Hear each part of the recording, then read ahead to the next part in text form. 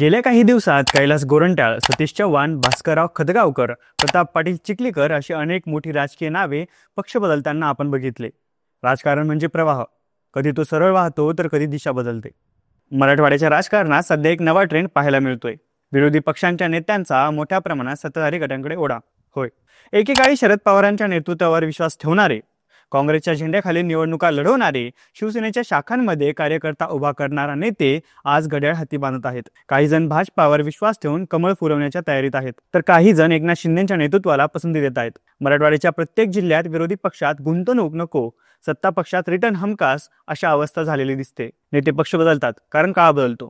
नव्या राजकीय संधी, मतदारसंघातील विकासांच्या अपेक्षा आणि भविष्यातील स्थिरता या सगळ्या गोष्टी त्यांच्या निर्णयामागे असू शकतात. काय आहे मराठवाड्यातील समीकरणे?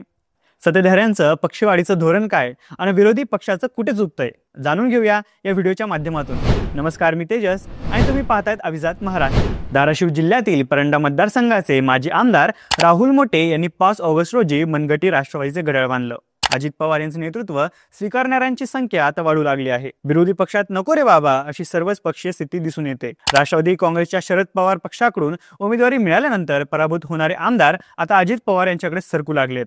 गंगापूर मतदारसंघातून निवडणूक लढवणारे सतीश चव्हाण यांच्यानंतर राहुल मोटे यांनी पक्षांतर करण्याचा निर्णय घेतला. सुनील तटकरे यांच्या संघटनात्मक बांधणी दरम्यान राष्ट्रवादीत अंतर्गत कटबाजी चव्हाट्यावर आल्यानंतर पक्षांतर करून अजित पवार गटात दाखल होणाऱ्यांची संख्या कमी झालेली नाही. या राजकीय घडामोडी मागे सत्तेचा प्रभाव आणि अर्थ खात्याचं बळ असल्याची चर्चा राजकीय पटलावर होत आहे. अलीकडेच भास्करराव खतगावकर यांनी राष्ट्रवादीची वाट धरली. त्यांच्या सुनबाई डॉक्टर मिनल पाटील यांनी काही दिवसापूर्वी शिवसेनेच्या शिंदे गटात प्रवेश केला. मात्र त्यांना काही आमदारांचा विरोध झाल्याने त्यांनी अजित पवार यांचे नेतृत्व स्वीकारले. लोह्याचे आमदार प्रताप पाटील चिखलीकरांनी नांदेडमध्ये राष्ट्रवादीला बळ दिले. पक्षांतर करून घेताना त्यांनी केलेल्या चुकांमुळे त्यांना माफीही मागावी लागली. मात्र राष्ट्रवादीत ओमप्रकाश पोकर्णा, माजी आमदार अविनाश घाटे, मोहन हंबर्डे ही मंडळी आली. अशोक चव्हाण यांच्याबरोबर काम करणारे बाळासाहेब रावणगावकर पुढे राष्ट्रवादीमध्ये आले. ते आता जिल्हाध्यक्ष झाले आहेत. भोकर, नायगाव, मुखेड, कंधार, काही प्रमाणात देगलूर तालुक्यातील राष्ट्रवादीचे बळ वाढले आहे. अशोक चव्हाण यांच्यामुळे सत्तेमध्ये माजी राज्यमंत्री डी.पी. सावंत, बी.आर. कदम ही मंडळी आली. पक्षांतर करणाऱ्यामध्ये अजून एक मोठं नाव म्हणजेच कैलास गोरंट्याल. एकनाथ शिंदे यांनी बंड करून सुरत गुवाहाटी गाठली. त्यावेळी त्यांच्यासोबत गेलेल्या आमदारांना प्रत्येकी 50 कोटी रुपये देण्यात आले असा आरोप करण्यात आला होता. याच पार्श्वभूमीवर 50 एकदम ओके असं म्हणत राज्यभर या आमदारावर टीकाही झाली. पण या घोषणेचे जनक होते कैलास गोरंट्याल आणि त्याच कैलास गोरंट्याल यांनी 35 वर्षांची काँग्रेसची साथ सोडून भाजपमध्ये प्रवेश केला. अशोक चव्हाण यांच्या मार्फत गोरंट्याल यांनी भाजपमध्ये प्रवेश केला.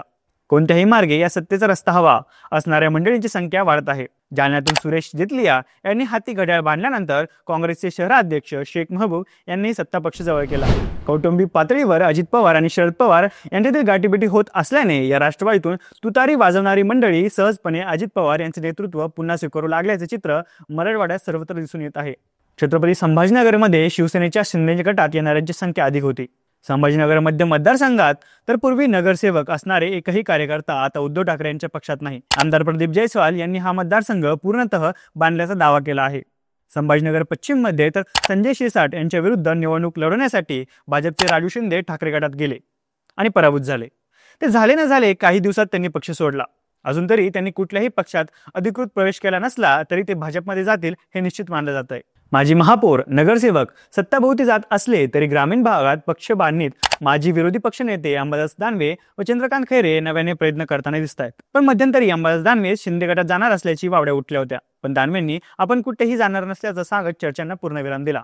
2024 विधानसभेत कन्नड विधानसभेतून अपक्ष निवडणूक लढवणारे मनोज पवार यांनी ही निवडणूक झाल्यावरती राष्ट्रवादीचे घड्याळ हाती घेतलं. परंतु स्थानिक स्वराज्य संस्थांच्या निवडणुकीच्या पार्श्वभूमीवर त्यांनीही काही दिवसातच अजितदादांना सोडचिठ्ठी दिली आणि कमळ हाती घेतलं.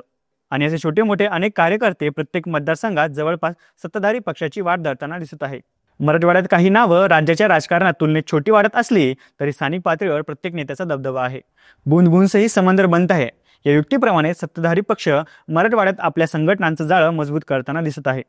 आणि उद्धव ठाकरे, शरद पवार आणि काँग्रेसचे राज्य पातळीचं नेतृत्व त्यांच्या पक्षांना लागलेल्या गळतीला मात्र रोखण्यात सपशेल अपयशी ठरत आहे असं म्हटलं तर वाववं ठरणार नाही. या सर्व विरोधी पक्षात पक्षबांधणीसाठी आवश्यक असणाऱ्या हालचाली दिसून येत नाही. त्यामुळे मराठवाड्यातील कार्यकर्त्यांमध्ये विरोधी पक्ष नको रे बाबा असे चित्र दिसून येत आहे. राजकारणात बदल अपरिहार्य असतो. पक्ष बदलणं म्हणजे केवळ नेतृत्व बदलणं नसून तो एक दृष्टिकोन असतो, एक निवड असते. मतदारसंघाचा विश्वास जपणं ही खरी कसोटी असते. आणि कोणत्याही नेत्याचा अंतिम उद्देश जर विकास आणि लोकसेवा असेल तर तो मार्ग काही असो तो स्वीकारला जातो. आज मराठवाड्यात जे पक्षांतरांचं चित्र दिसतंय ते उद्या वेगळंही असू शकतं. महत्त्वाचं आहे ते म्हणजे या सगळ्यात सामान्य माणसाचा आवाज कुठे? मराठवाड्यात विरोधी पक्ष उरलेत का खरं, की सर्वजण सत्ता नावाच्या महामार्गावर एकाच दिशेने धावतायत? यावर तुमचं मत काय? कमेंटमध्ये नक्की कळवा. व्हिडिओ आवडला असेल तर लाईक आणि शेअर जरूर करा.